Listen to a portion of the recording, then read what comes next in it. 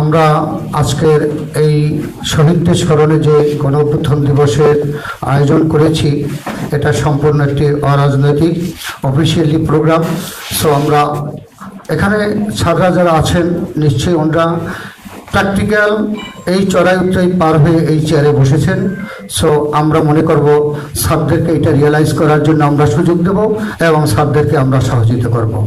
আমার চোখের সামনে রক্তাক্ত হয়ে পড়ে রয়েছে, আমি নিজেও টিয়ার গ্যাস খাইছি। আমার এই এক বিল্ডিংয়ের থেকে কাপড় পুরা আমার ধোঁয়া দিছে, আমি চোখে কিছু দেখতাম না। তারপর আমি অ্যাম্বুলেন্স নিয়ে আমি এই ছাত্র জনতারে নিয়ে আমি হাসপাতালে বসছি, রাত নাই দিন নাই 24টা ঘন্টা আমি ওদের সাথে ছিলাম। আমার ছোট মেয়েটা তখন ক্লাস 10-এ পড়ে, এসএসসি পরীক্ষা দেবে। সে আমাকে ফোন দিয়ে বলে যে আব্বু তুমি তো ওখানে আরামে আছো, কিন্তু আমার সারা বাংলাদেশে আমার ভাইয়েরা তারা যে রক্ত দিচ্ছে, তারা যে এই যুদ্ধে ঝাঁপে পড়েছে, আমার আম্মু আমাকে আটকে রেখেছে, তুমি তার আম্মুকে বলো যে এখনই দরজা খুলে দিতে। আমি তখন কিন্তু দরজা খুলে দিয়েছি, দিয়ে দেখলাম শুনলাম যে সেখানে যে মিছিলে গেছে সেই মিছিলে আমাদের পরিবার সহ অনেকেরই কিন্তু ছররা গুলিতে তারা কিন্তু আহত হয়েছে। এইটা শুধু আমার পরিবার বা আপনার পরিবারে নয়, সারা বাংলাদেশের প্রেক্ষাপটটাই কিন্তু এমন ছিল। স্যার, এখানে যারা দীর্ঘদিন যাবৎ নির্যাতিত, নিষ্পেষিত এবং জুলাই বিপ্লবের ত্যাগী এবং কর্মদক্ষ অভিজ্ঞ লেন্থ অফ সার্ভিসে ব্যাপক দিন যাবৎ চাকরি করেছেন, তাদের কথা আপনি শুনবেন। এই ৩৬শে জুলাই একদিনে সংগঠিত হয় নাই। দীর্ঘ ১৭ বছর বিএনপির হাজার হাজার নেতাকর্মী খুন গুম, তারই সূত্র ধরে এই ৩৬ দিনে বাংলাদেশের ছাত্র জনতা জেগে উঠেছিল। রক্ত ঢেলে দিয়েছে আবু সায়েদ, মুগ্ধ, ওয়াসিম, আকরাম, আবরার সহ অসংখ্য নেতা, অসংখ্য মানুষ।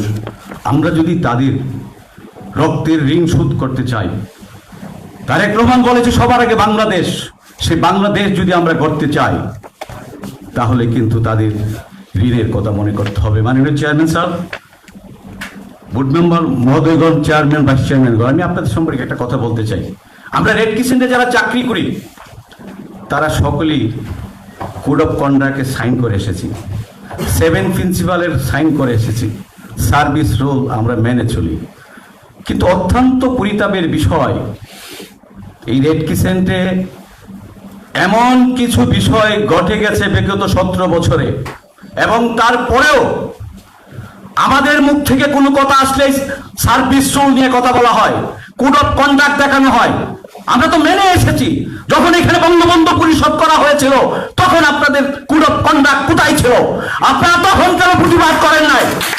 আজকে সার্ভিস রোল দেখান।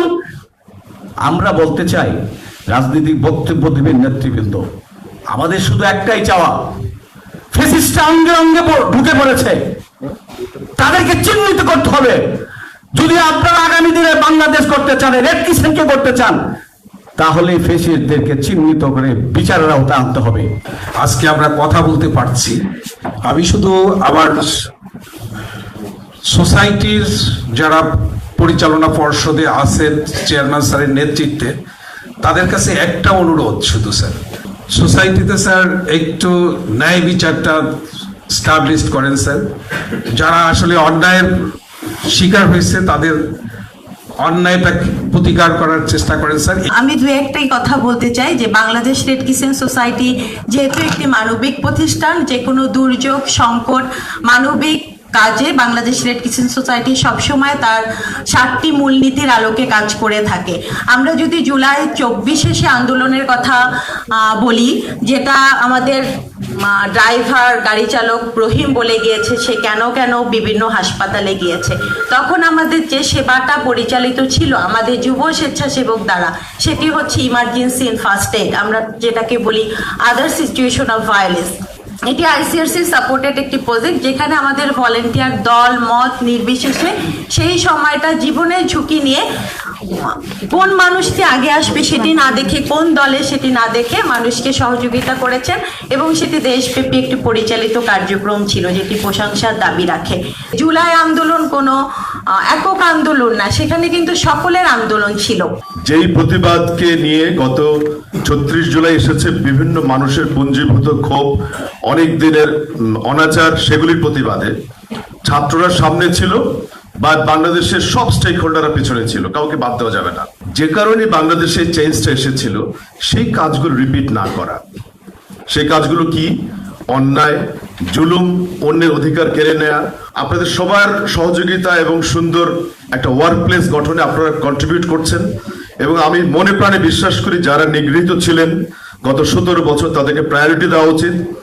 যারা সত্যিকার অর্থে কষ্ট করেছেন তাদেরকে আমাদের চিহ্নিত করে তাদেরকে পুরস্কার দেওয়া উচিত। আমাদের আজকে প্রতিপাদ্য বিষয় হোক যে আগামী দিনগুলোতে আমরা সুখী, সুন্দর, সমৃদ্ধ বাংলাদেশ বিনির্মাণ করব, যার লিডারশিপে আছেন আমাদের অনারেবল প্রাইম মিনিস্টার এবং গণ অভ্যুত্থানের অন্যতম রূপকার জনাব তারেক রহমান।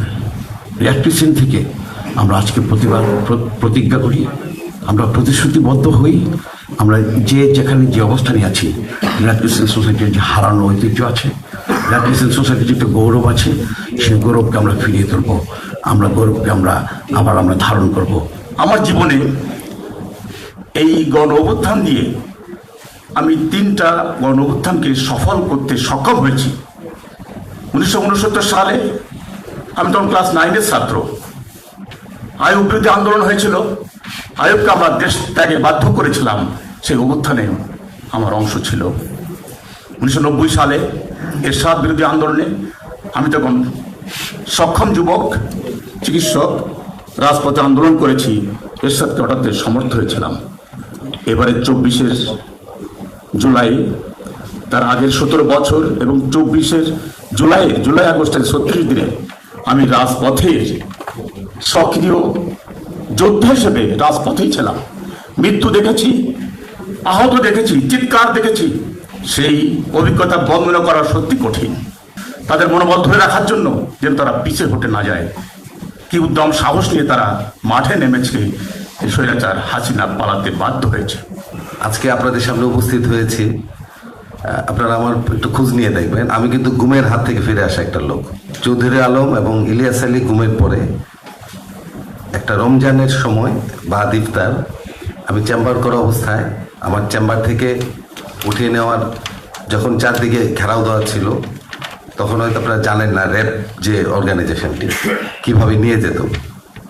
তো এলাকাবাসী এবং মিরপুরের, আমি অত্যন্ত জনপ্রিয় চিকিৎসক মিরপুরে, বিশেষ করে এলাকার মানুষের সহযোগিতায় এবং নিজস্ব কিছু আল্লাহ তাআলা কর্তৃক কিছু বুদ্ধিমত্তার কারণে আমি বেঁচে যাই। আমাদের এখানে যারা মজলুম যারা আছেন তাদেরকে আমরা যতটুকু পারি, আমি আমার স্যারকে বলতেছি, আমরা লিফট আপ করবো এবং সুযোগ সুবিধা দেব। আমি আপনাদের কথা দিলাম। জাস্ট 3 তারিখে আমি শহীদ মিনারের সামনে লাঠি নিয়ে জনপঞ্চাশেক ডাক্তার নিয়ে দাঁড়িয়ে আছি। সেই ছবিটা কালকে আমাকে সে স্মরণ করাই দিছে। লাখো মানুষের অত্যাচার, ক্ষোভের বহিঃপ্রকাশ এই জুলাই। আমার যেমন ক্ষোভ, আমার যেমন জিজ্ঞাসা, যেদিন আমাকে পল্টনের রাস্তার থেকে পিঠে পিস্তল ঠেকিয়ে আমাকে গাড়িতে তুললো, নিয়ে পল্টনের থানার গারদের মধ্যে ঢুকালো। আর সেখান থেকে আমার জিজ্ঞাসা আরো বেড়ে গেল যে না, এর একটা প্রতিকার করতেই হবে। আমি শুধু না, লাখো মানুষের এই যে ক্ষোভ, জিজ্ঞাসার ফল হলো জুলাই আন্দোলন। জুলাই একদিনে হয়নি, তবে ছাত্রদের আন্দোলনটা একটা স্ফুলিঙ্গ, জাস্ট একটা মেজবাতির কাঠি দিয়ে দিল এবং আন্দোলন চূড়ান্ত পর্যায়ে চলে গেল। আমরা সামনের দিকে এগিয়ে যাব এবং জুলাইকে আমরা ধারণ করব। জুলাইয়ের আদর্শ নিয়েই আমরা এগিয়ে যাব, কিন্তু জুলাই চেতনা বিক্রি করব না। আমরা জুলাই থেকে যেটা শিখেছি সেটা আমাদেরকে সামনের দিনে পথ চলতে সাহায্য করবে, এবং এই জুলাই হচ্ছে আমাদের ঐতিহ্যের, আমাদের ইতিহাসের একটা পরিণতি। যারা জুলাই আন্দোলনের সময় শহীদ হয়েছেন তাদের প্রতি আমি শ্রদ্ধা জানাই, যারা সংগ্রাম করেছেন তাদের প্রতিও শ্রদ্ধা জানাই, এবং আমরা মনে করি যে এটা আমাদের জন্যে একটা দিক নির্দেশনা হয়ে থাকবে। বাংলাদেশ রেড ক্রিসেন্ট সোসাইটির honourable chairman learned barrister M A Salam sir, যিনি বিএনপির জাতীয় নির্বাহী কমিটির আন্তর্জাতিক বিষয়ক সম্পাদক। স্বাধীনতার পর থেকে এ পর্যন্ত এরকম অনেক দুর্যোগ দুর্বিপাক হয়েছে, তার মধ্যে জুলাই বিপ্লবটি একটি ভিন্নধর্মী একটি অভ্যুত্থান হয়েছিল। আমরা যে 17 বছরের প্রেক্ষাপটের কথা আমরা আলোচনা করছি বা আমরা জানি, সেই 17 বছরের এদেশের মানুষের অধিকার প্রতিষ্ঠার লক্ষ্যে, ভোটাধিকার প্রতিষ্ঠার লক্ষ্যে,